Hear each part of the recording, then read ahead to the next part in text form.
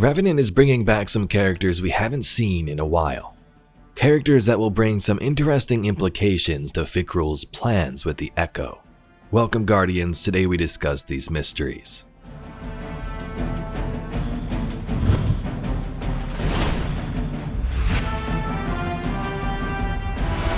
In the Revenant reveal stream, Bungie mentioned some of the characters that will be involved in this new episode. Some of them are pretty obvious, like Fikrul himself and Crow, but others were briefly mentioned or hinted at through text found in the game. Let's first start with Variks the Loyal. Where has Variks been? What has he been up to? Variks was once a part of Marasov's forces in the Reef and the warden of the Prison of Elders. He was the last remaining scribe from the House of Judgment.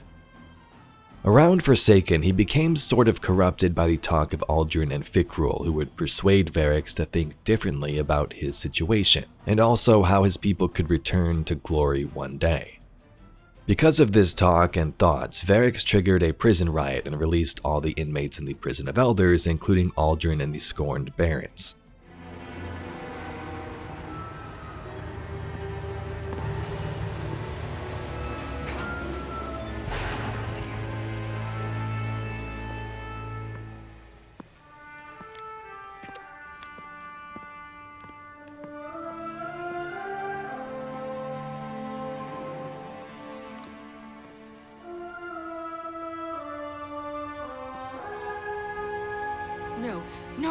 No! Cade, he's gone! This isn't a prison riot, it's a prison break! As he would escape, Variks made two recordings. One was a call to judgment, and the other him reflecting on being labeled as a betrayer despite his loyalty. Variks would claim that the Eliksni need a new Kel, a new leader. The great machine stood in judgment. Eliksni fell to fighting, fell to hate. Emotion caught in his voice. Cannot stomach this hate. As he spoke, the ship's engines rumbled to life. On the screens, Variks could see explosions resonating through the prison, his former charges running rampant. His ship passed through the bay's barrier and began to move off. Nowhere else to go, no one else to be here. He drew himself to his full height. And so I become Variks the Kel, House Judgment envoy to the Eliksni people. No choice, he repeated, chuckling deep in his throat. His voice was calm. Eliksni must rise, yes. So that was around the time of Forsaken, and does make you think Variks was gearing up ever since even Destiny 1 to become more of a leader and possibly a Kel of his own house. That never did happen. Maybe it was planned for Beyond Light him instead of Aramis, but no. After the whole Forsaken situation and him leaving the Prison of Elders, he would side with Aramis on Europa as they built Rhys Reborn. But when Aramis began to use darkness extensively, Variks would turn on her, trying to call for help with the Splinter of Darkness in hand. Variks was almost killed by Aramis, but the Guardian would intervene on the icy world.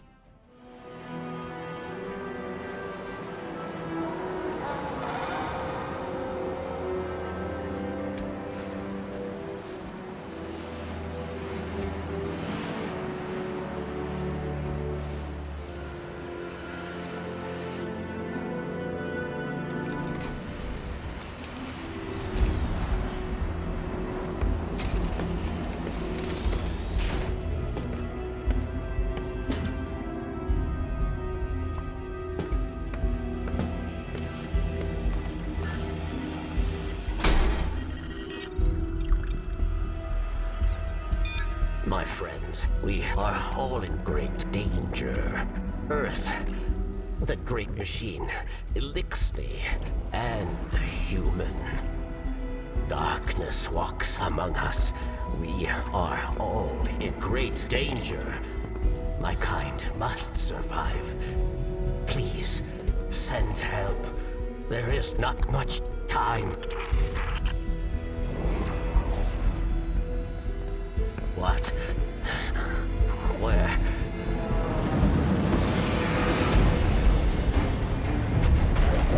Oh no. She's already here.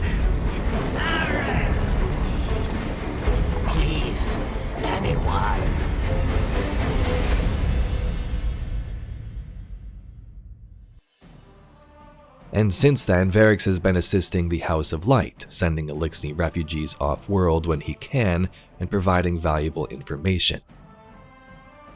Varix is back in Revenant. He was seen speaking at the end of the Onslaught activity in the live stream. What he wants is still up in the air. Maybe he too wants his species to return to glory, finally have a home and stop this fighting. Maybe he wants to take control of something again like the Prison of Elders and right some of his wrongs. Bungie hinted that a fan-favorite Destiny activity is going to return, and it might actually be the Prison of Elders itself. In the same boat as Varix could be Aramis. She's had a very transformative arc over the last several expansions. Aramis built House Salvation and used darkness. She fought to rebuild her people no matter what that cost entailed, even going mad in some aspects. Using darkness, sure. Following the Witness and being used as a puppet. Yep. Why does it not flee? Because it has nowhere else to run. Her Eliksni were even used and corrupted by Xivu Arath and the Wrathborn back on the Seraph Station. Not long after that though, she would try to turn over a new leaf. Well, somewhat. After battling Mithrax and speaking to our allies, she decided to leave Sol behind. In a lore card from the end of last year, she boarded her ketch and left the system, heading for what remained of their homeworld, Reese. Hints of Aramis were also seen in the stream from the Artifact preview. Her return would also fit the Eliksni part of this and the unifying or searching for a home aspect. She left, but something pretty important would have to bring her back. Maybe we need her help to stop Fikrul. Maybe she just appears in audio transmissions and is still far away. Aramis has many connections with the House of Light as of late, Ido and Mithrax, so I can definitely see her return happening next week. The Spider is said to be our vendor for the new dungeon.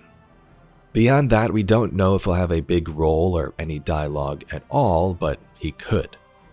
Spider ruled the Tangled Shore before the events of Forsaken. He was the mob boss of the shore and controlled the ins and outs. He eventually was forced to leave and made his way to the city to escape Mara and Petra's wrath, but he knows a lot about the shore, the reef, and Fikrul. The House of Light is very important. Our Eliksni allies have multiple threads currently up in the air. Mithrax has been struggling health-wise since the end of Season of Plunder when the Curse of Nezarec began to take over. Ido, his scribe daughter, has helped the city and Vanguard in recent lore cards, but is also obsessed with Aramis and believes she can be redeemed. Ido is the one helping us craft these new potions in Revenant. Scribe Ido. Aramis Kell? I greet you in the light. I remember the whirlwind, and we are running from it. We are running from that pain, and will be forever. You do not want this life. Aramis. Now our last couple ones are clear, but Fikrul is the main antagonist and Crow is going to make a return too.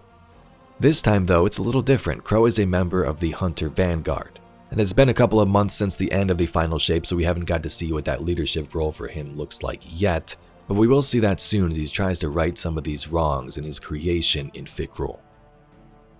The Scorn leader is using corpses of his enemies for some reason, and we know he's now called the Master of Souls, so this could tie into his new undead army with the Echo. Anyway, Guardians, that's all we got for today's video. A little recap on some of the characters we'll see in Revenant, and where some of those absent ones have been over the last couple of years, like Varix. If you'd like to see some more Destiny lore and mysteries just like this video, please be sure to subscribe to the channel. I thank you very much for watching, and I'll catch you all in the next video.